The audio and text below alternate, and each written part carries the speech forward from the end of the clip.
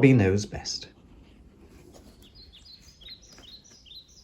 Bobby's friend Scoot came rushing to the burrow to find him. I saw a fox, said Scoot. A real-life fox. Bobby had never seen a fox.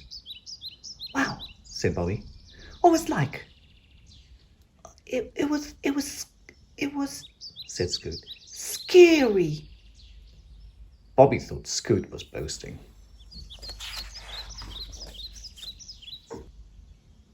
When Scoot had gone home, Bobby went to find his mother.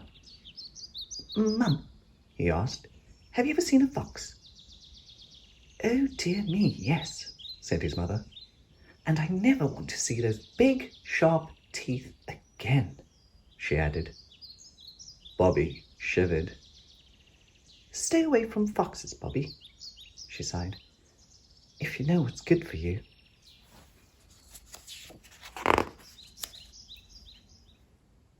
Bobby went to find his dad. Dad, have you ever seen a fox? he asked. Yes, son, said his father. A fox's big ears can hear you before you can see him. Stay away from foxes, Bobby, he warned, if you know what's good for you. Bobby shivered. Bobby asked his grandma, Grandma, have you ever seen a fox? A fox? asked his grandmother, who was a little deaf. I've seen a fox, all right, and I've seen his big, sharp claws. Bobby shivered. Stay away from foxes, Bobby, she advised, if you know what's good for you. Bobby went to find his grandpa. Have you ever seen a fox, Grandpa? he asked. Oh, yes. If you see a fox, lad, said Grandpa, this is what you do. Stay very still.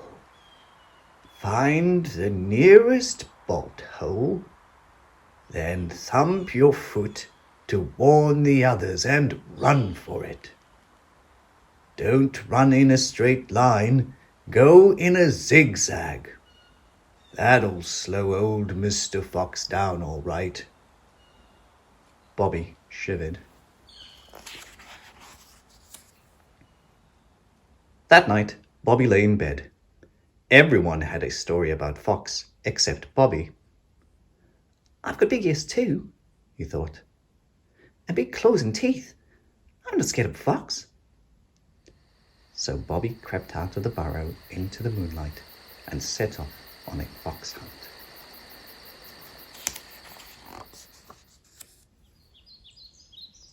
The next morning, Bobby's mum called and called him for breakfast. She looked all around the burrow, but he wasn't there. Word soon went around the warren. No one had seen Bobby. Finally, Scoot had a suggestion. I've got a funny feeling, said Scoot quietly, that he might have gone looking for Fox. A search party was organized. Scoot was right. Bobby sat in a corner of the meadow, his ears wiggling and his nose twitching, because in the other corner of the meadow there was a fox. Now Bobby could see for himself. The fox's ears were pointier than Bobby's. The fox's teeth were sharper than Bobby's. The fox's claws were longer than Bobby's.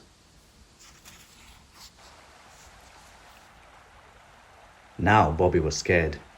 Mom had warned him to stay away from the foxes, and so had Dad and Grandma.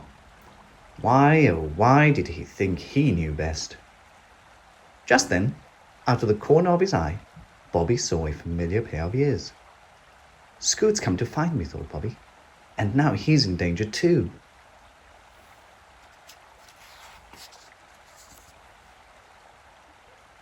Bobby fixed his eyes on the fox and sat very still.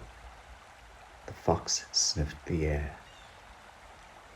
More ears appeared above the grass. The rabbit search party spread themselves out across the meadow. The fox was confused, but Bobby knew what he had to do.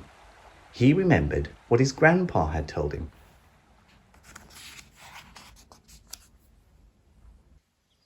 Bobby spotted the nearest bolt hole. He thumped his foot. At the signal, all the rabbits set off, running in every direction towards bolt holes hidden around the meadow. Bobby ran for his life, zigzagging to give the others time to get away.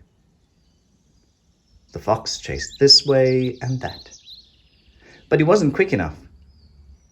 Bobby dashed down the nearest bolt hole.